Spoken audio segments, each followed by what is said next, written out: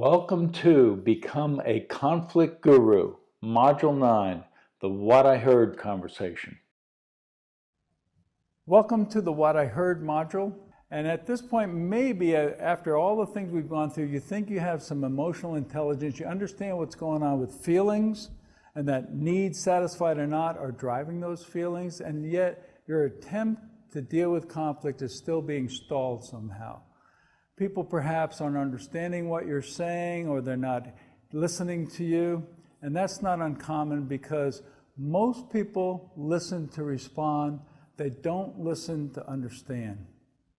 And that's where this what I heard conversation comes in handy. Many of the conflicts that exist in our lives are a result of misunderstandings and people not sensing that they've actually been heard. And being heard is an important need that we have. A conflict guru uses the what I heard conversation to establish mutual understanding in any situation. So let's jump right into the what I heard conversation. It's a simple skill to use anytime you or someone else is not being heard or understood. Whether you need to establish mutual understanding or to gain clarity on not just what they said, but also on what the speaker meant by what they said. It can be used to get on the same page, clear up disconnect, or to let others know that you've truly heard them. Connecting through understanding is the first step to problem solving. Using the what I heard conversation builds connection, but is not the end in itself. So avoid the temptation to jump ahead.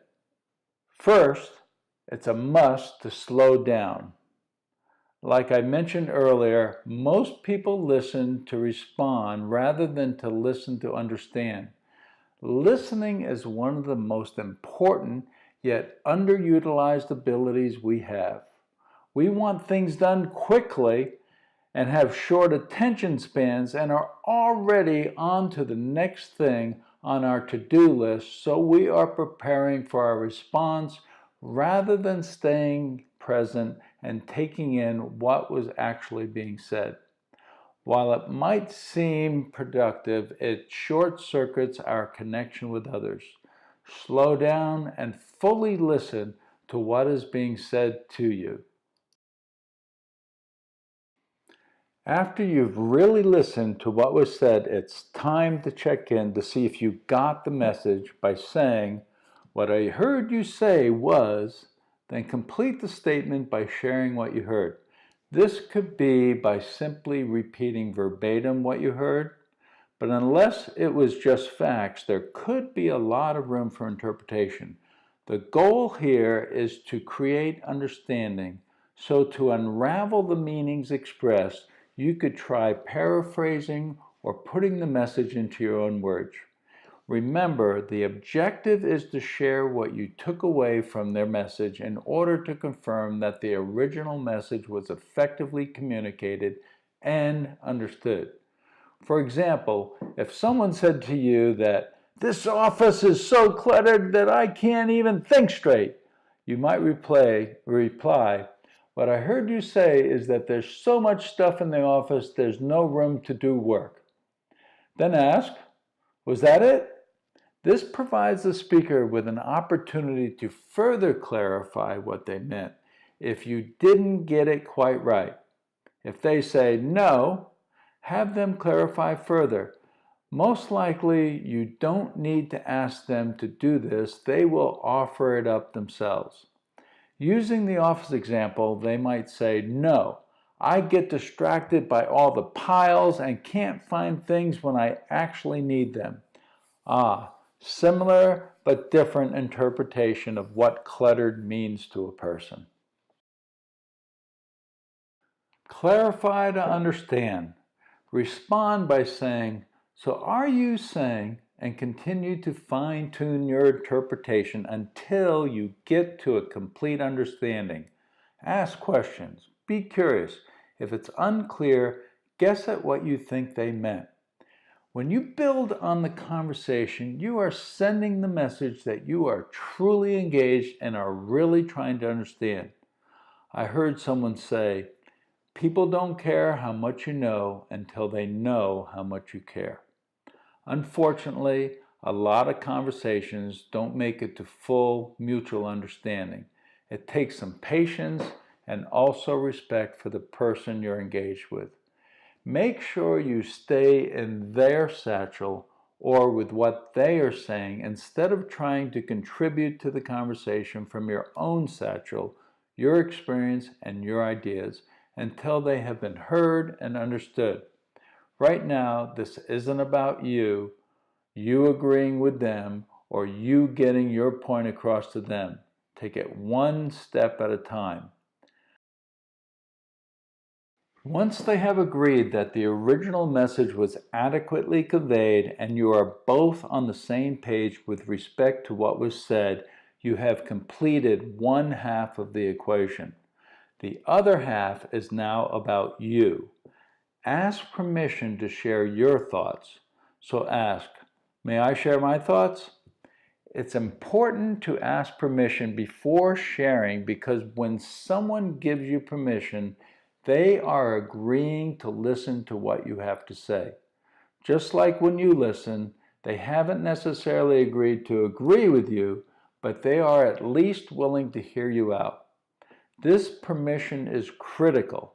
If you don't receive it, you may be knocking on their mind's door when it is closed. No one has answered, and you're speaking to a closed mind. This is the flip side of when you were listening, and now they may be so consumed by their judgments or thoughts that they don't actually hear what you're saying. You offered your complete attention, and now you're just asking for the same in return. So to avoid any misunderstandings, or if you want acknowledgement, ask, what'd you hear me say? Often when I've done this, I've gotten a surprised look from the other person before they would respond with, would you say that again? Like they say, it takes two to tango. Mutual understanding requires mutual respect. Stay in the conversation until you've both been heard. Only then should you move on to agreements, problem solving, or action. The what I heard conversation can be used in any situation where there is a disconnect. When someone just isn't getting what you're saying. When you just want to be heard and understood.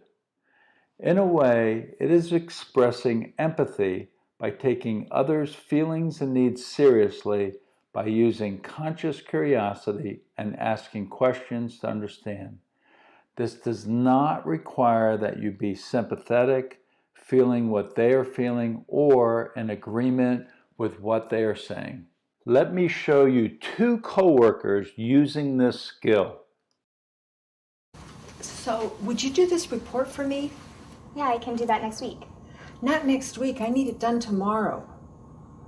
Okay, so you came and asked me to do the report, and I said I could next week, and then you said you needed it tomorrow, and so I can see that you're upset, and now I'm feeling upset and frustrated, and what I'm needing is some clarity on the priority of this report so that I can prioritize my other responsibilities. What I heard you say is that you're willing to do it, but you just can't do it today. Is that correct? Yes, that's what I'm saying. Well, can I share my thoughts with you? Okay. You don't know what it's like being the boss, and that I have all of these things that I have to do, and I had assigned it to somebody else, and then they buggered out, and now I need it done. So what I'm hearing you say is that you have a lot of responsibilities on your plate and you weren't able to count on someone else, so you're coming to me to help you pick up the slack. Yes, because you're so responsible. As you could see, using the what I heard conversation can be like a dance. These two women used what I heard to clarify and confirm what the other meant. They didn't react to each other's statements. They stayed calm and slowly unraveled the issue. The urgency of the report, instead of being forced onto somebody's already full plate, was actually a plea for help. Asking permission to share their thoughts is a simple way to keep the space open to share new information. My experience is that when people are heard and it's obvious that you're attempting to understand them, they feel good about it. What people don't appreciate when they want to be heard are the slew of responses people offer unsolicited. The purpose of the what I heard conversation is not for advising or fixing. I think you should, or why didn't you do? It's not one-upping. I think that's bad. Wait till you hear what happened to me. Educating. This could turn into a very positive thing for you if you just. Consoling. It wasn't your fault. You did the best you could. Storytelling. That reminds me of a time. Shutting down. Cheer up. Things could be worse. Don't feel so bad. Sympathizing. Oh, you poor thing. Interrogating. When did this begin? Explaining. I would have called, but. Correcting. That's not how it happened. I learned these distinctions of what listening entails from a friend of mine, Pat. I just shared with you what the what I heard conversation is not. I got the clarity on this from a friend of mine who studied nonviolent communication for decades and often studied with the founder, Marshall Rosenberg, and at one time had a nonviolent center here in Austin, Texas. We would go on what we called walk and talks around Town Lake here in Austin. He was mentoring me in nonviolent communication and would often share valuable information for me to consider as I fine-tuned my understanding of it. When we first started these walk and talks, he would share something with me to consider, and I would immediately contribute something from my past or experiences that I thought related well to what he was saying. That's when he would say to me, Hayden, please stay in my satchel longer till we fully explored this idea before adding of your own stuff to the mix. I want to make sure you really get it before jumbling it all up with all of your other life experiences. At first, I had to admit I got a little pissy with him, and I repeated back what he said, but with a sarcastic tone in my voice. That's when he'd say, you know, that is what I said, and I'm curious about that sarcastic tone I just heard. I should have known he would have called me on it, for such things rarely get past my friend. After explaining why he wanted me to stay in his satchel longer, I saw the value of it.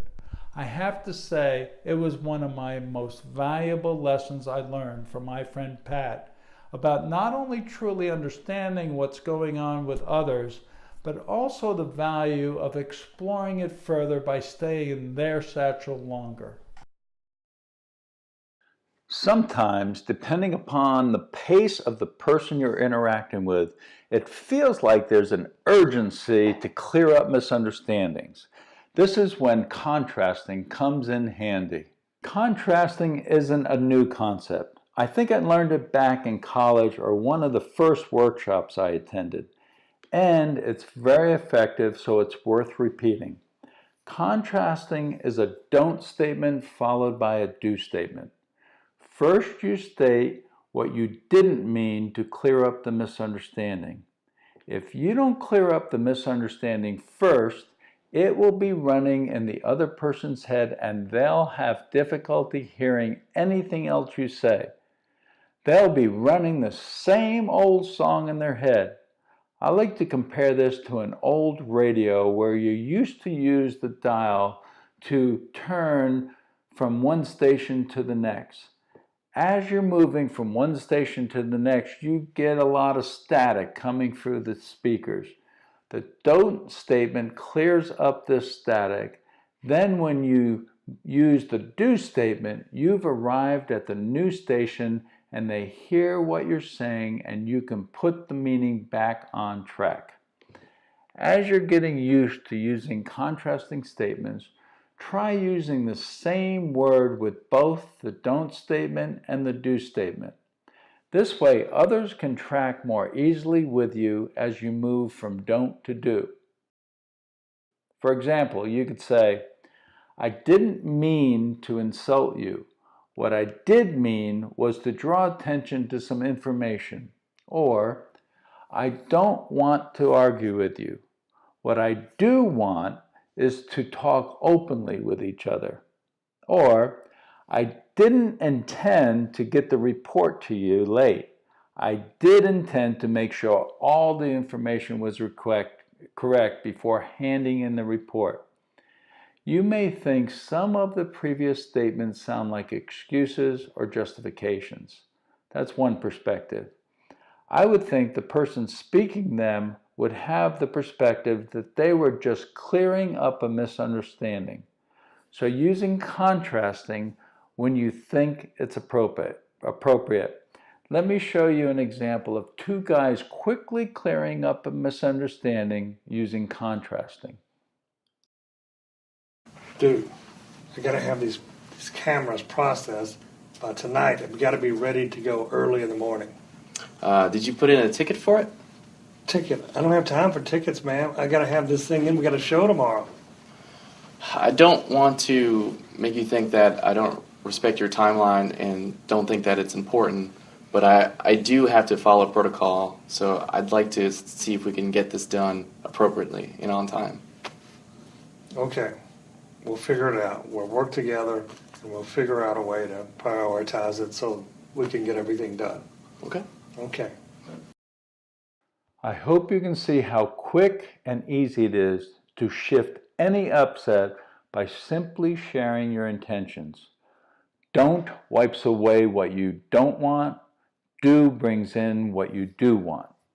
When Marconi asked Tommy if he had submitted a ticket, it seems like Tommy took this as a pushback to what he needed done.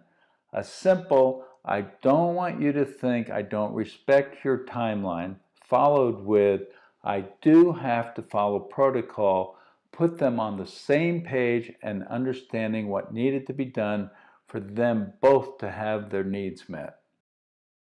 Being heard and having mutual understanding is key to revitalizing relationships.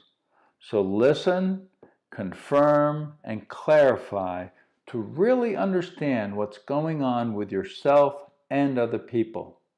When pressed for time, you can always contrast to clear up unintended meanings. Now go ahead and refer to your personal challenge to see if there's any misunderstandings between the two of you that could be cleared up with the What I Heard conversation or by contrasting. Take a few minutes to do this so that you're better prepared when you meet with them. Okay, now we're at the practice session. Now it's time to practice with the What I Heard conversation and contrasting so that you can get good at both of them. I suggest you make a commitment to someone that wants to support you, that you're going to try to use this and they know what you're going to do 3 or 4 times a day until you feel comfortable at it. And this is what we talked about at the beginning of the course. To make that commitment, to take the journey and climb that mountain to be a guru. At that level, you're going to operate unconsciously competent because you've been so competent with all your practice moving forward. I've used the What I Heard and contrasting on a regular basis every day with my wife. It makes sure that she knows she's been understood and that I've understood what she said and vice versa, and it works well for us. So we're almost there. We have one more module to go, and it's a module about what is your motivator. And I think we've saved the best for last, so I'll see you in the next section.